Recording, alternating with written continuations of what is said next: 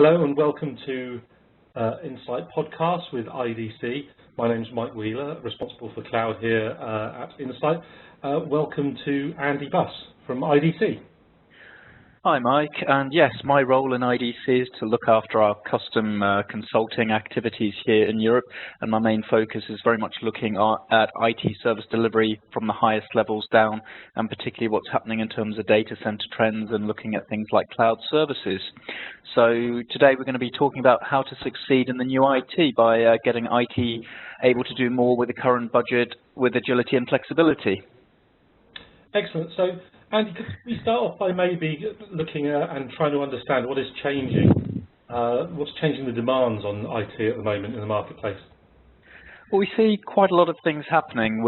At a macro level, we see what we call the third platform, which is a shift in technology and how that technology is then used by both businesses and consumers. We call that the third platform of IT, and it's built on top of a number of big trends. So the most visible at the moment is cloud computing, where the infrastructure and applications you may be used to running on premises are able to be run externally in a third party's data centers and facilities. We see mobility, so the growth of the smartphone and the tablet alongside the PC, leading to a new class of consumers and employees able to work anywhere, anytime, on almost any device, but also raising expectations of how and when things should be done and how reliable and responsive they should be. We see it impacting big data, so businesses able to run their activities much more efficiently, but also responding to changes in demand and customer needs much more effectively. And also social business, where we use a lot more collaborative tools to work better as teams internally, either internally or with partners, but also to relate to our customers much better. And on the back of that, it's also enabling new types of business models. So looking at the Internet of Things and how that can impact businesses going forwards. So, for example, in healthcare, we can see home care and being able to do active monitoring of critical care patients outside of the hospital, all the way through to manufacturing, where we can monitor previously standalone production processes that may have failed partway through, but we only found out at the end. Now we can have instrumented manufacturing and very much change how things are done throughout the manufacturing process to cut waste, have better quality goods, and cut support costs. So a huge push there. And coupled with this increase in technology is very much a push towards innovation and agility from the side of the business. Excellent. So you mentioned there in terms of some of the challenges that IT organizations have at reducing costs. Moving forward, where do you see any problems for organizations adapting to new models? Well, I think that there are quite a few things. So one is that IT is often expected to do more with less, but without a strategic intent behind it. And the danger is if we let that carry on, IT is expected to do everything for nothing. And so really we do need to change how IT does things. And part of that is thinking more about the future. Where does the IT department want to be in 3 years' time, based on what the business itself is expecting in terms of its product or services development and what it needs to be doing. And so now is the time really to put those plans in place to enable the business of the future to survive in this global connected digital economy. And part of that is people. So that's something we're going to touch on a little bit later in this podcast because it is a critical element. But right now, it's about what types of technologies should you be thinking about that can help get the IT department delivering more based on the current budget. And one of those is very much moving to a new style of IT, one that breaks the explicit link between the physical infrastructure and the types of applications and services running on them, and replaces that much more with a service-defined approach to IT, where we abstract that hardware away and we can deploy apps and services on top of a pool of resources. Actually, you mentioned earlier there about the third platform, which I know is something that's gaining some good momentum. The other kind of phrase I hear a lot with customers is the DevOps piece and how those elements are coming together. How do you see that? Well, DevOps is absolutely up and coming at the moment, and for those that are unfamiliar with it, DevOps is very much taking a methodology to application and service development that is much more rapid in terms of its ability to deliver features and get into production than traditional application development. So rather than taking 2 to 3 years to develop maybe hundreds of features, etc., out to users or customers, it's getting a few key features implemented and out into the field in weeks or months, sometimes even days. And it's a new way to develop and test code, but it also places challenges on IT operations, because quite often it takes, in many cases today, for example, with patching or with deploying new apps, it can sometimes take months to select a system to run things on. It can take weeks or months to test and quality control and make sure things are secure before apps and services make it into production. And this is really what needs to happen hand in hand with the developer side, is we need to cut that type of application deployment testing to a much more routine approach, where it's smaller iterations with a lot more confidence in each, and that can be moved in say, a pipeline into production on a weekly basis, so that more and more features can be put out much more quickly. Mm-hmm. So maybe looking primarily firstly at maybe the infrastructure layer, what implications do you think that has to IT infrastructure? Well, the biggest drawback we see in terms of how IT is traditionally bought and operated is that oftentimes the workloads themselves are very much manually managed and tied to physical hardware. So we've gone through what we'd call a virtualization revolution, and what that has meant is we've got much more efficient at using our physical IT infrastructure. So we've cut the number of servers required to run workloads. And in most of the data centers that we survey and the operators we talk to, probably 70% of the servers are now host servers with a hypervisor running multiple guest virtual machines. So virtualization is very accepted, but only 20% of organizations we talk to run any sort of automation and orchestration to make sure that the workloads can actually be managed at scale. So what's happening is we get a lot of virtualization, but we get very little virtual management. The machines are still managed by people on a manual process, which means it takes time, it takes attention, it costs a lot to actually manage the workloads currently on many virtual infrastructures. So we've taken the first step towards a cloud, but we haven't really cloudified the IT department sufficiently by introducing automation and orchestration. So the bedrock of the new IT that is agile and that can deliver quality services is very much built on management and orchestration on top. And that to us is one of the absolutely key essential ingredients of moving to cloud-like IT for your data center services. So, I mean, that's a really good point, and I think I'd like to dig into a little bit more on that. So we've talked about the platform, and you've brought in the element of cloud into that conversation as well. If we can extend that a little bit further, what role does cloud have in the future of IT service delivery? Well, cloud has a role across all aspects of IT service delivery. The question is what type of cloud, because really cloud on the one hand is pretty much for everyone, but it's not necessarily for everything. So every company can probably make use of some sort of cloud capability, but maybe not for every workload at this point. So it's understanding what the business requirement is before deciding whether a cloud type approach is suitable for delivering that. The other thing is that cloud encompasses both on-premise, so it's totally controlled, it is your infrastructure, but it's run as a cloud, through to, say, running a cloud service in a partner facility, and that's a trusted local third-party partner versus something like a global public cloud provider like Amazon. And then, of course, there are software as a service and infrastructure as a service companies, Salesforce.com, Microsoft Office 365, Amazon Web Services, etc., that offer fully public services. So there's a whole range of choices that can be used. What's tending to happen is when we survey companies about their intention to use cloud, what comes back is, although they're using infrastructure as a service today with third parties, they're more interested in actually buying software as a service. so buying fully defined applications according to a service level and a per user subscription. So that's from external parties.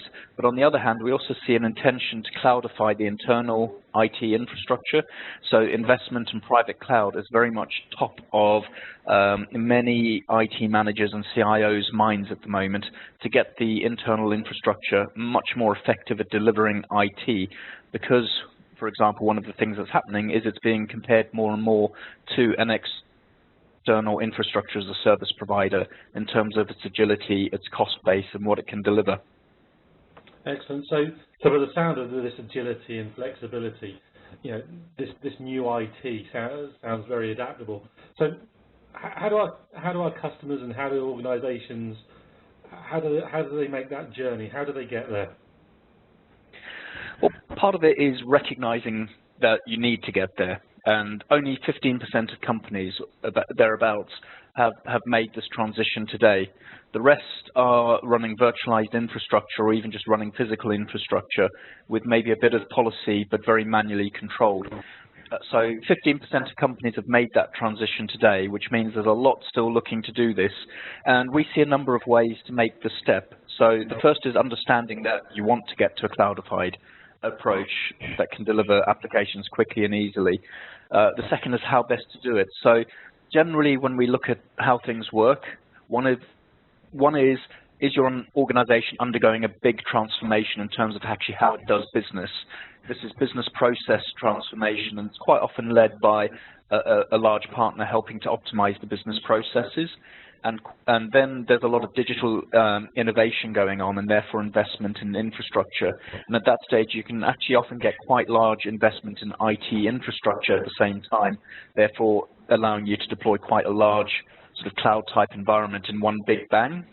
That's very much dependent on having a partner who's experienced at actually deploying, building, and delivering that type of architecture.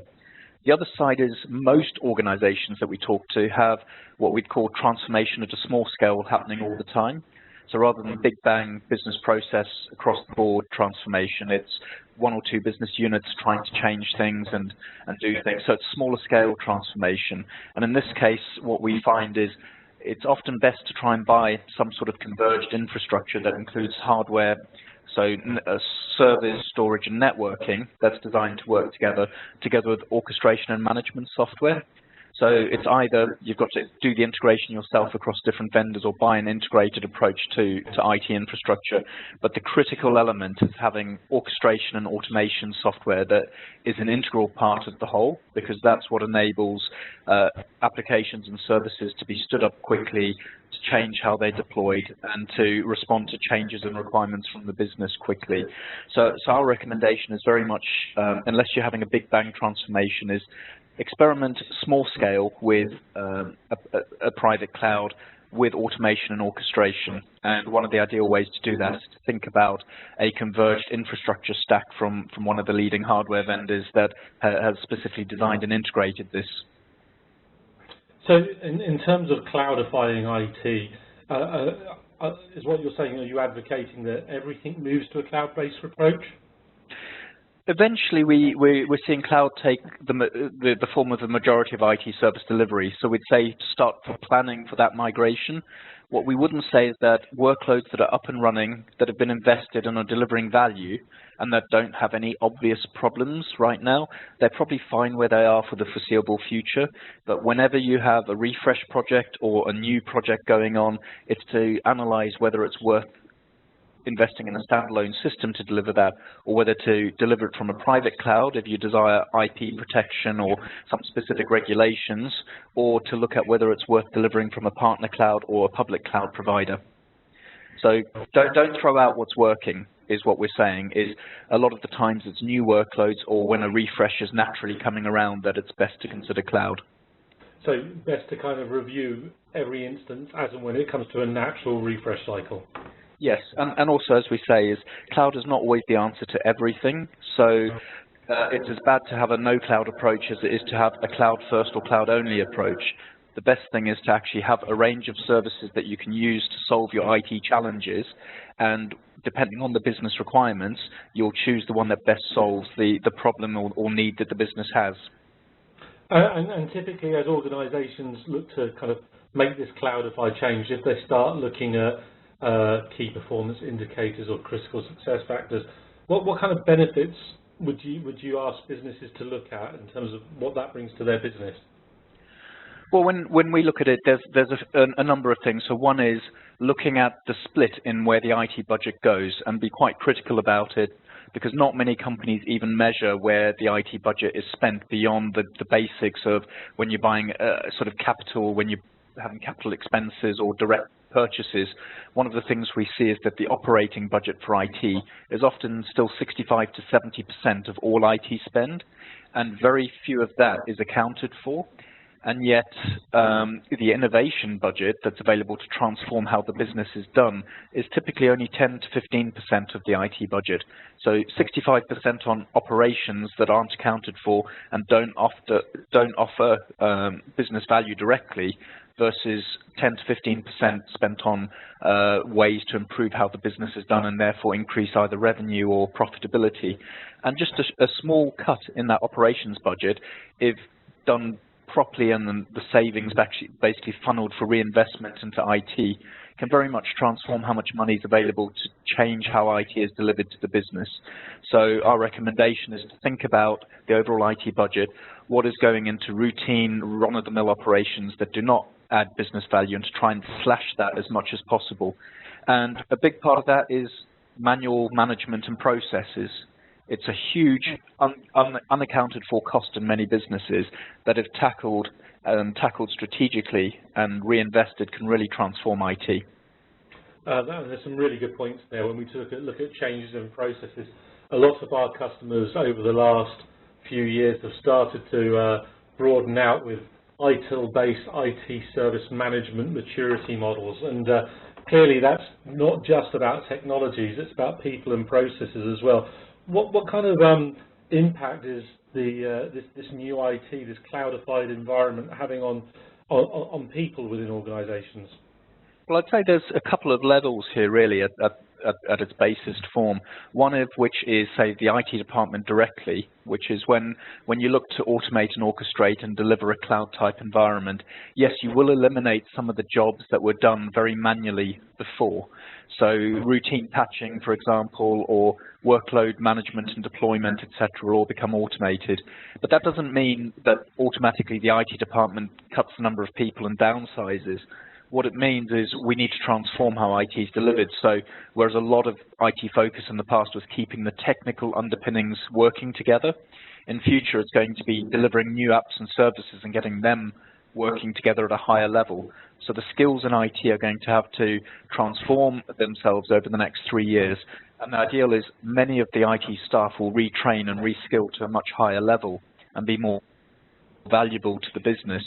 So the ideal is often we find more staff over a period of time after undergoing an IT transformation than fewer, because IT is more involved in the overall business and strategy going forwards.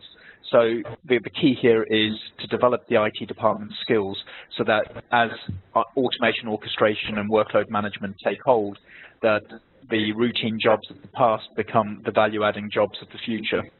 The other side of things is very much for the culture of the company. We quite often find inertia and the way we've done things before get in the way of change. So it does require a very active leadership to recognize this and to drive change and behavior right from the top of the IT organization. So in terms of this automation and orchestration that organizations are investing in and looking at developing, would you predict that means that there may be smaller IT departments as we move forward? No, as I was saying before, I think it's a shift in skills and relevance to the business. So we're going to find an IT department that is more in tune with the business and delivering business apps and services than building and integrating back-end infrastructure. So we'll have maybe smaller infrastructure teams, but bigger business transformation, IT and business analyst teams, as well as higher level functions such as programming or implementing and integrating at the application level rather than at the middleware or system level.